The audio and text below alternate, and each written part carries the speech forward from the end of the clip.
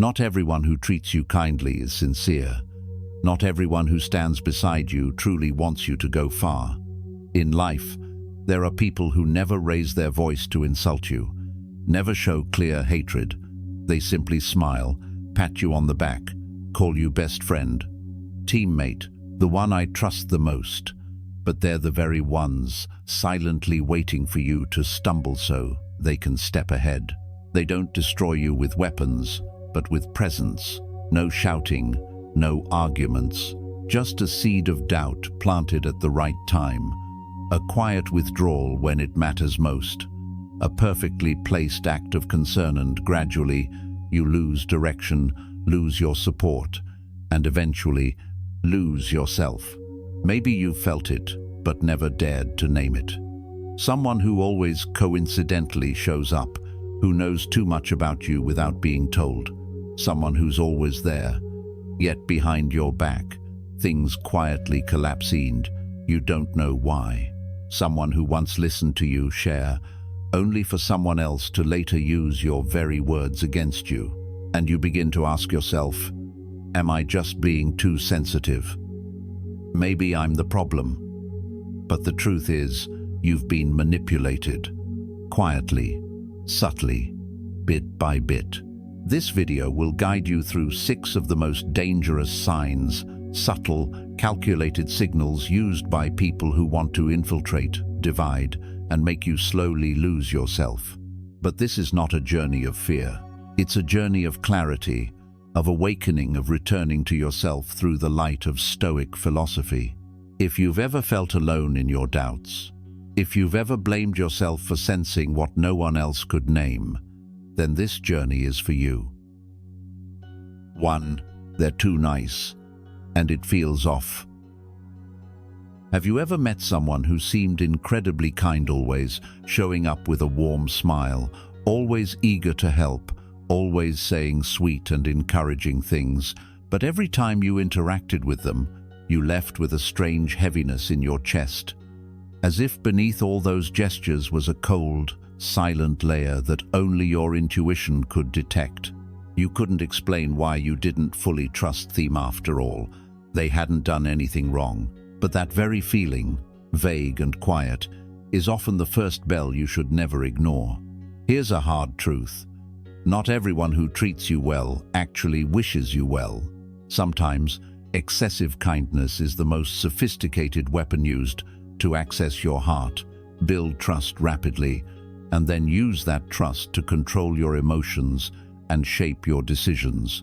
They give you so much compliments, attention, gifts, support, but it all comes too soon, too intensely, too perfectly, leaving you no time to wonder, am I being swept away in a flood of sweetness, choreographed by someone else?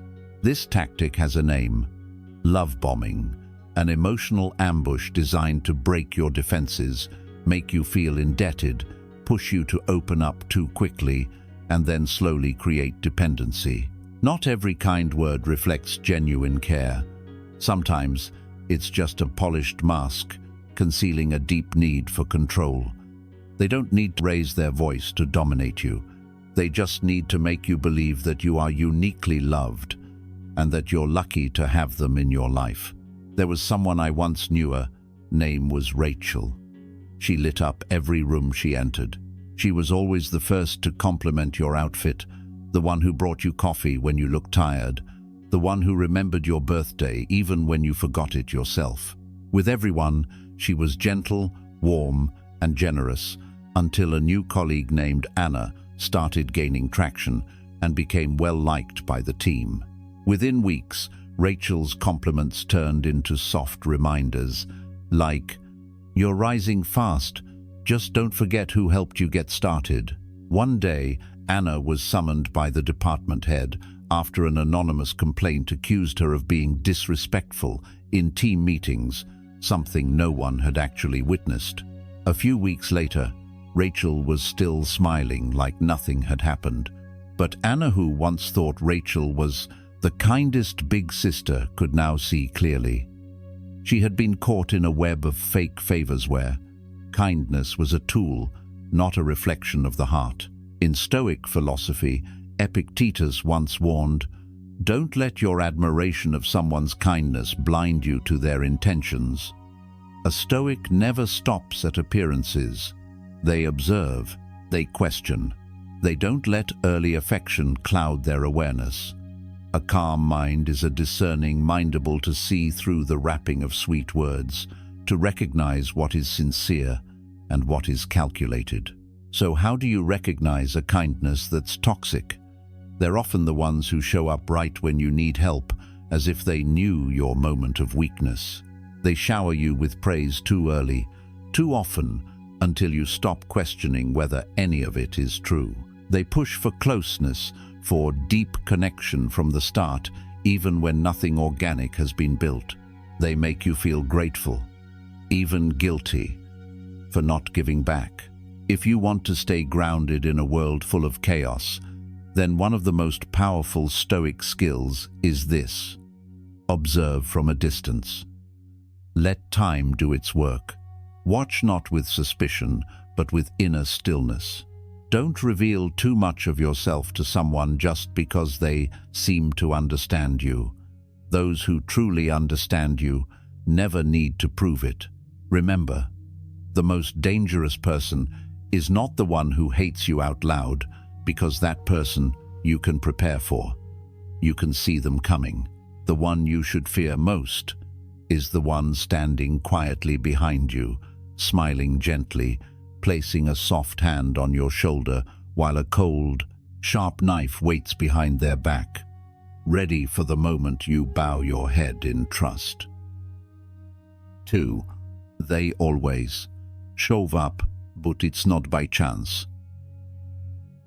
Have you ever noticed? There's someone who always appears right when you least expect it. One morning, you go to your usual coffee shop and they're already there, as if just passing by. One late afternoon, you drop by the Gaiman, they've just finished a session. You post a story about walking by the beach, and they message, "Oh, I was just there too." At first it feels like a sweet coincidence and of those charming little alignments life sometimes offers, but over time, these accidents feel too frequent, too exact, too perfectly timed to believe they're random. The truth is, not everyone who shows up in your life arrives by chance. Some people choose their place with precision. They quietly build a map of your routines, not to love you, but to control you. They don't knock on the door openly. They watch from the sidelines. They don't ask what you're doing, they observe. No questions, no pressure, just memorizing, tracking, weaving themselves into every corner of your life until their presence feels normal, even inevitable. This kind of personality, one who always happens to be there, is not curious. They're preparing. They are silent observers. People who wait not in a rush, but with perfect timing to strike, to harm, to manipulate. Not with words, but with precision. Marcus Aurelius once wrote, "Your mind will take the shape of what it frequently holds in thought." And that's why, if you keep letting these quiet strangers slip into your field of vision, infiltrate your habits, and become fixtures in your space, eventually, your mind won't be shaped by your own design, but by theirs. How do you recognize them? They're the ones who know where you went last weekend, even though you never told them. The ones who remember your Saturday morning runs, even though you never posted about it. The ones who ask how you're doing right after something happened to you, though you never told a soul. They always seem to know the time, the place, and the weak spot, because they've memorized enough that they no longer need to ask. When someone knows too much without you ever sharing, that familiarity stops being safe. It becomes a threat. I once knew a woman named Rachel. For 6 months, she attended an early Tuesday morning yoga class. There was a man named Mark always sitting in the same back corner. He never spoke, never intruded. But gradually, Rachel began seeing him at her neighborhood grocery store, at weekend art shows, even at her favorite bookstore. He never did anything wrong, but the repeated coincidences began to send a chill down her spine. One day she switched yoga times, and soon after, so did he. She changed gyms, and within weeks he was there too. Eventually, Rachel confided in her friends and discovered that Mark had been asking around about her schedule and preferences, pretending to be an old friend trying to reconnect. Rachel had to involve the police to break that cycle, and only after stepping away did she fully realize silence, when paired with perfectly timed presence, isn't passive. It's a calculated attack. So what do you do when you realize someone is silently tracking you? First, limit the information you share. Don't assume that someone knowing too much is a sign of Karit might be part of a strategy. Look closely at who seems to know your schedule better than you do. Set boundaries not because you're paranoid, but because you understand the value of your privacy. Sometimes, the most vital thing to protect isn't your body but the living map of your life you've unknowingly exposed. Stoic philosophy teaches us a truth that's simple but razor-sharp. When someone knows too much that you didn't share, they're no longer a friend. They are a shadow, dressed as a person. And if you're not alert enough to see it, you may invite them into your life without realizing what you've already given away. If you've ever encountered someone like this, share your story in the comments so others can be warned. And if this video is opening your eyes to new perspectives, don't forget to click like, so I know this path is the right one. There are still 4 more signs to uncover deeper, harder to detect, but even more dangerous. Stay with me. 3. They talk behind your back and pretend to be innocent. Have you ever walked into a familiar room, greeted everyone like you always do, but this time, no one looked at you the same way? The people who used to laugh with you now just sit in silence. A forced nod, averted eyes, a coldness you can't quite explain, and suddenly you realize something's changed. Not because you did anything wrong, but because someone told them you did, and they said it when you weren't there to respond. What makes these people dangerous isn't what they make up, it's how they always keep their hands clean.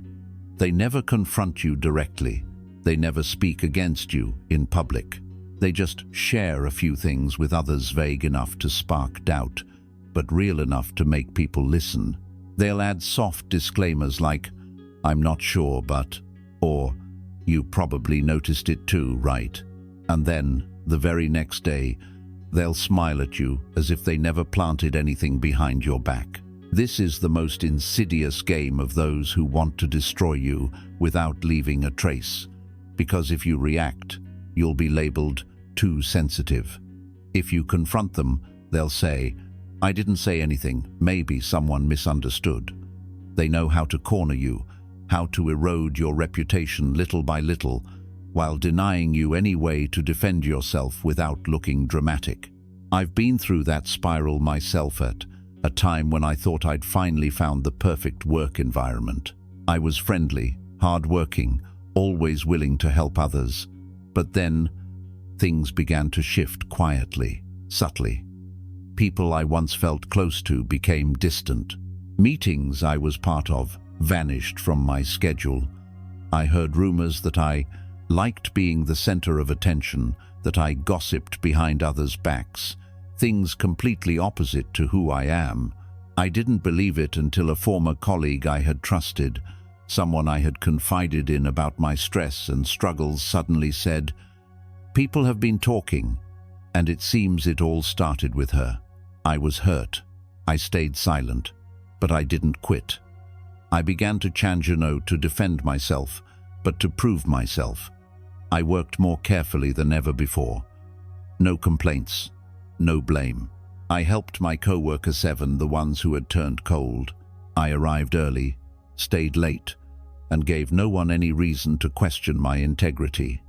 I didn't explain myself with words. I let my actions speak, and slowly the sidelong glances turned into looks of quiet regret. The distance melted into respectful nods. No one apologized to me, but I earned back the one thing that mattered most: trust. Stoics call this an attack on your reputation, something you can't control and shouldn't depend on too heavily. Marcus Aurelius once said, "The opinion of 10,000 men is worthless if none of them know the truth, because if you live only to please others, you'll always be vulnerable to manipulation. But if you root your worth in your actions, then no rumor can erase what's real." So, how do you recognize someone who's speaking behind your back? Pay attention to the smallest shifts in how others treat you: sudden distance, a guilty glance, or half sentences that hint someone has accidentally revealed something about you. Watch closely the ones who still act warm but always seem to be there when rumors arise, always supporting you, just a little too conveniently. In a world where words can reshape trust, the silent withdrawal of the group is often a sign someone has quietly repainted your portrait with their own colors. And when that happens, the right move is not to run around explaining yourself to everyone. A Stoic doesn't chase down every lie. Instead, they live in a way that lets truth speak for itself. If someone speaks ill of you, Epictetus said, live in such a way that no one will believe them. Let your work, your discipline, and your kindness be the clearest reply that doesn't need a voice, but echoes through every action. When someone tries to ruin your name, remember, they only succeed if you trade your dignity for approval. Don't chase the image they've painted of you. Rebuild your credibility through consistency, through steadiness in even the smallest tasks. Because reputation is something they can hurt, but character, that's something they can never reach, unless you hand it over. What about you? Will you respond with emotion or rise again through action? If this story stirred something in you, leave a comment below, because sometimes all we need is someone who's been there and made it through. Fourth, they make you doubt yourself over and over again. Have you ever found yourself apologizing for something without really knowing what you did wrong? Have you ever been full of excitement about an idea only to shrink away after a few sincere suggestions, second-guessing everything until you eventually go silent?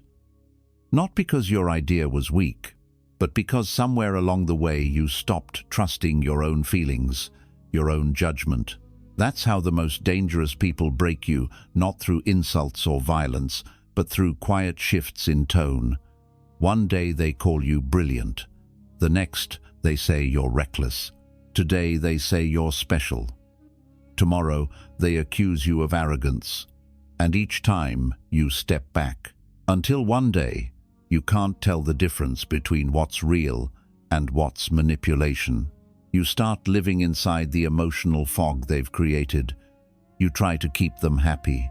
You avoid conflict at all costs. And slowly, you lose your internal compass, your ability to recognize what feels true to you. When someone keeps repeating words that hurt you but wraps them in a hug, a laugh, or the phrase, "I'm just saying this because I care," you begin to lose sight of what's genuine and what's subtle control. And once inconsistency becomes a pattern, you start depending on them like a mirror, the only one you trust to reflect your worth. You stop believing your own opinions. You hesitate to make decisions without their approval, and you reshape yourself to fit the mold they've created, even when that mold is suffocating, painful, and not at all who you are. Stoic philosophy saw this thousands of years ago. Epictetus once wrote, "If someone is able to disturb you, it is not they who trouble you, but your own judgment about them. What wounds you is not the other person's behavior, but your belief that they have the right to define who you are. And that belief only takes root when you've lost the ability to tell the difference between real emotion and manipulated emotion." A Stoic doesn't run from feelings, they question them. Is this emotion coming from me? Is it the result of how someone else wants me to feel? It's a simple question, but it's the beginning of awakening. One of the clearest examples of this transformation is Meghan Markle. During her time in the British royal family, she shared that she gradually lost all sense of who she was, unable to tell the difference between her true self and the version others wanted her to become. She was constantly criticized for the same things others were praised for. Every action was twisted, every intention misread. And over time, Meghan's confidence eroded to the point where she began doubting even her own emotions. But then, she chose to walk away, not to escape, but to reclaim her inner voice. It wasn't just a retreat from fame, it was a return to self-definition, a difficult step, but a worthy one. If you find yourself drowning in the grey zone, surrounded by disguised sarcasm, by furrowed brows that make you feel guilty, by suggestions that leave you feeling small, pause. Write down the words that made you doubt yourself and compare them to reality. Are you really as flawed as they say? Or have those words simply been repeated long enough to become an inner curse? Stop every time you notice yourself tensing up just to please someone else, and start choosing small things based on how you truly feel, even if it's just the food you like, the outfit you want to wear, or the idea you want to believe in without anyone's permission. Because every small choice you reclaim is a piece of courage restored, a quiet declaration that you don't need someone else to validate your worth. And if you are wandering through that uncertain place where you no longer know whether to trust yourself, this one quiet question: is this belief coming from me or from someone else? The answer will lead you home. 5. They wait for you to fall so they can rise. You once believed someone was your greatest supporter until the moment you stumbled, and they became the star of your story. Have you ever looked up from a season of collapse, only to see the person who once stood beside you now standing above you? The cruelest betrayal isn't a blow, it's the calculated silence. The quiet of someone who stayed close long enough to know exactly when you'd break and waited for that moment to step up. Not with violence, not with public attack, but in a softer way, by replacing you at the right time. These people never confront you directly. They play the role of the companion. They cheer for your wins, nod in approval, ask sincere questions when you share your thoughts. They make you believe this is a team, until the moment you slow down and they move ahead without ever looking back. These are the ones who can't bear your light, but don't have the strength to create one of their own. Inside, they carry an unspoken question: why you, not me? And because they can't win fairly, they choose something else, to wait for you to fall, so they don't have to climb. Marcus was an exceptional marketing strategist, not just for his talent, but for how he led his team through countless successful projects. In every meeting, he openly shared ideas, mentored newcomers, and never hoarded his knowledge. One of the people he trusted most was Jackie, a close colleague, always supportive, always listening, and often the first to hear Marcus's early ideas. But then Marcus hit a major setback in life, a personal crisis that forced him to take a few weeks off to recover. And in that gap, Jake stepped forward. He presented an idea Marcus had once shared privately, now slightly reworked and carrying someone else's name. He took the lead on the next big project. He became the one who saved the team during Marcus's absence. And when Marcus returned, his role had vanished. Jake simply said, "I just wanted to help while you were away." No apology, no denial, but also no trace of the loyalty that once existed. That moment, the realization that the person you trusted most had been waiting for your fall to step ahead, shakes something deep inside. But Stoicism doesn't teach us revenge. It teaches us to recognize truth, stand firm in it, and use it as fuel to evolve. It is not death or pain that is to be feared, but the fear of loss of control. Epictetus once wrote, "In the game of power and prestige, The real enemy is not the one who took your place. It's the sense of helplessness that freezes you in your pain. A Stoic doesn't claw their way back through anger. They begin again by reclaiming the one place no one else can reach, the mind, where true value is formed. Start by quietly writing down the relationships where you once placed complete trust and ask yourself, who disappeared and who shined the moment you fell? This isn't about blame, it's about clarity, about learning who truly stood with you and who only wore the mask of loyalty when it served them. And when you're weak, remember, you don't need someone to lift you. You need to find your own inner pillar. Ask yourself, who am I when the spotlight is gone? If the answer is honest and deep, it becomes the strongest foundation to rise again, unafraid of anyone taking your place. Marcus never returned to his old role. He didn't need to. He built a new team, launched a new project, and this time, he carried something he never had before: discernment. No more sharing everything with everyone. No more carrying people who didn't share his values. He didn't hate Jake. He simply never allowed a second Jake to exist in his life again. Are you standing in the middle of a collapse? Are you looking up, only to see someone who once stood with you now occupying your place? If so, don't panic. Don't fight to reclaim what's been lost. Start rebuilding from within where no one can reach. Ask yourself, if I could rise from this fall without anyone's approval, what version of myself would I become? That answer, if you hold it close, will carry you farther than any fleeting recognition. And from that very failure, you can begin a new journey. Not to win back what was taken, but to build a foundation no one can ever replace with a warped version of you. And when you start that new path, not to get even, not to prove anything, but simply to return to who you truly are, remember the words of Mark Aurelius: the impediment to action advances action. What stands in the way becomes the way, because sometimes the fall is the only road that reveals who was truly walking with you and who was only waiting for you to fall, just to walk over you. 6. They isolate you from those who support you.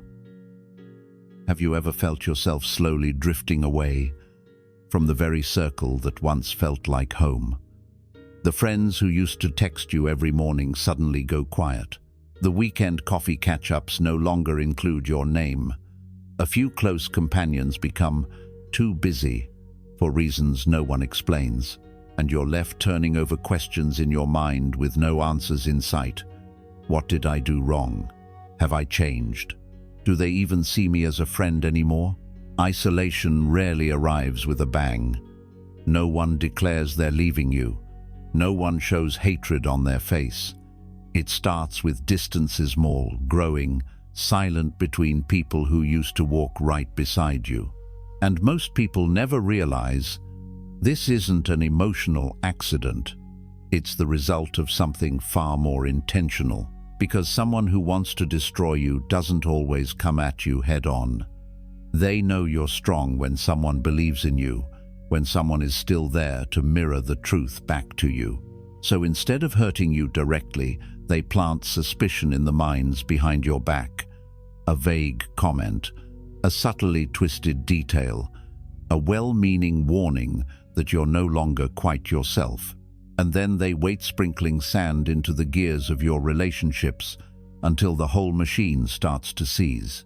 When you begin to notice the glances shifting, when you hear rumors about yourself from people you used to trust and you don't know where they started, ask yourself, who knows both sides?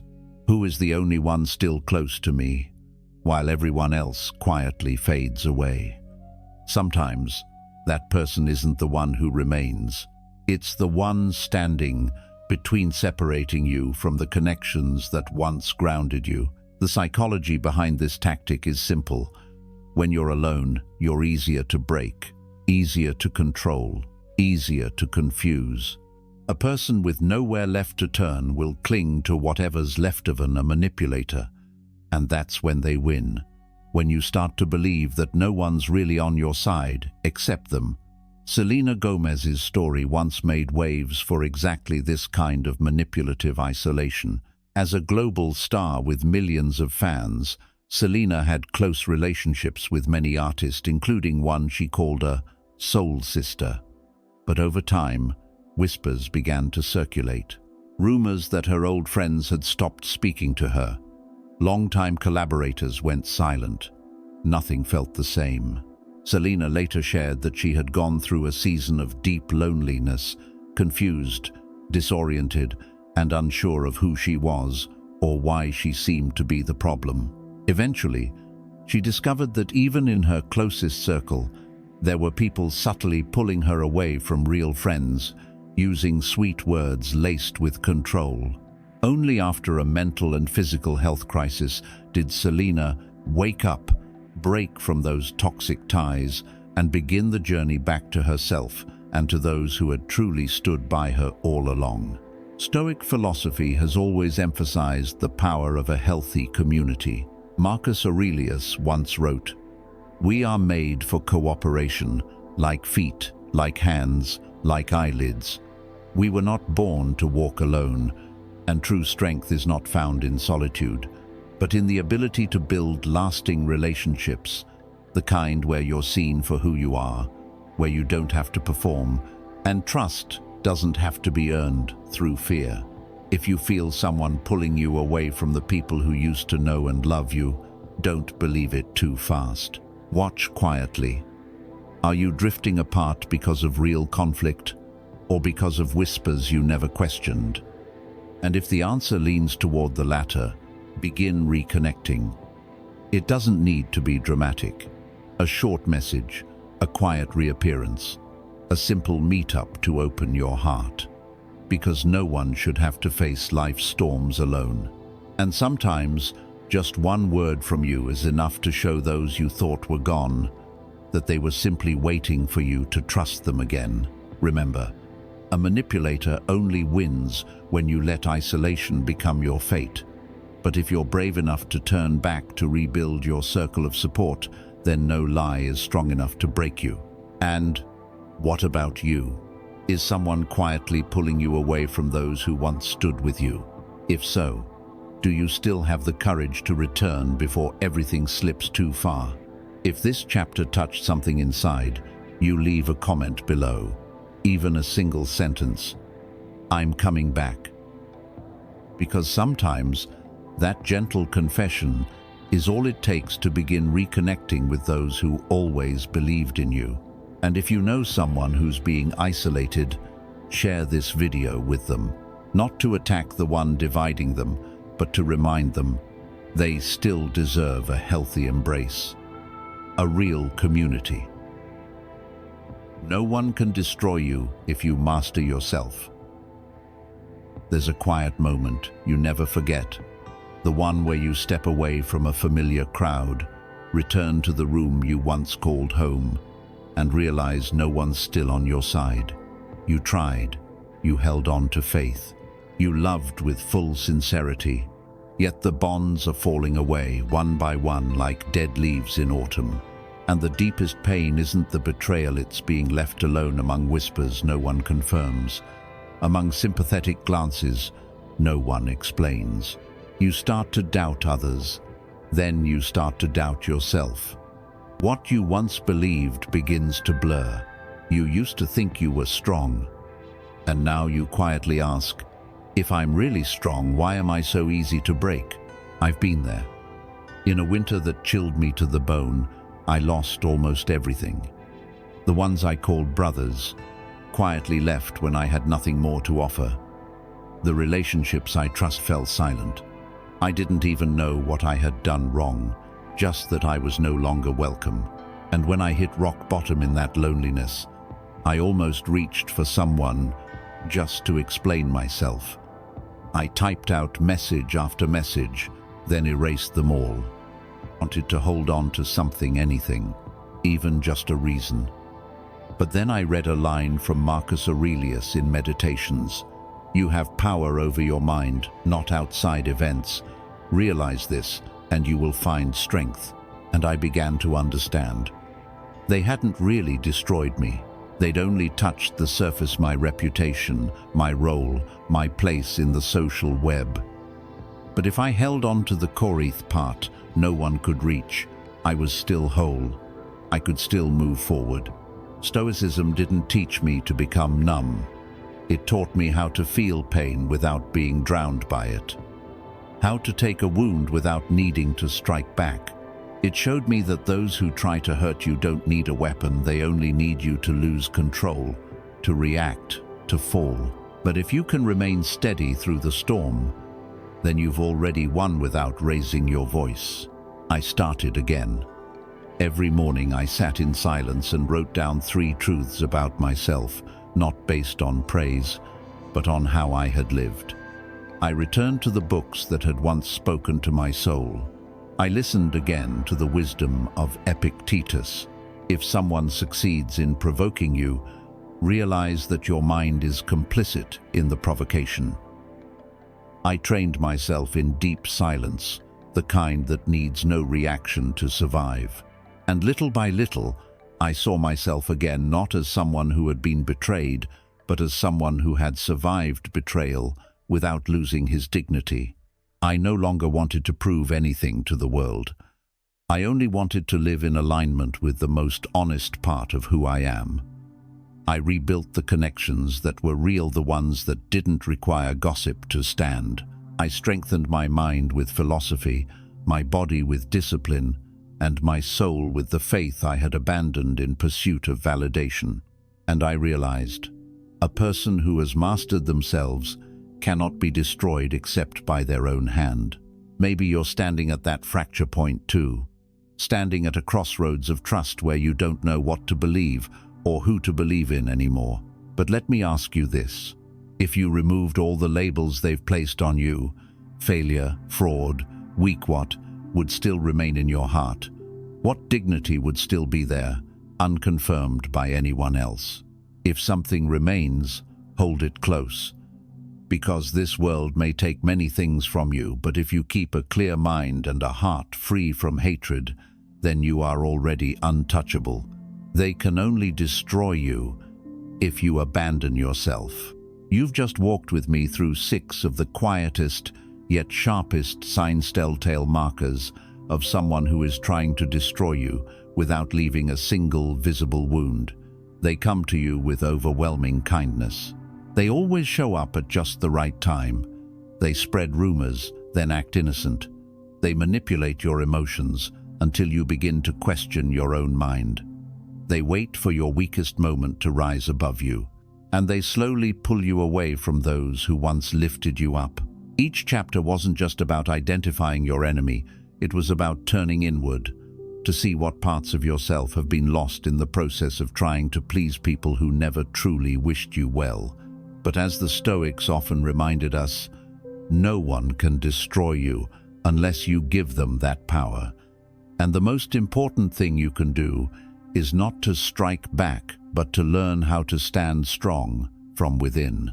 When you stop reacting and simply observe, when you hold on to your self-respect, even when your name is dragged through the mud, when you keep walking without needing anyone to cheer you on, that is the moment when you're no longer so easily broken.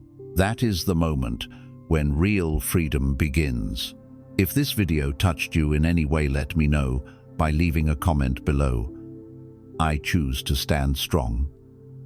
And if you know someone who is being wounded by invisible manipulation, share this video with them. Perhaps this might be the first Stoic light that guides them back home to themselves.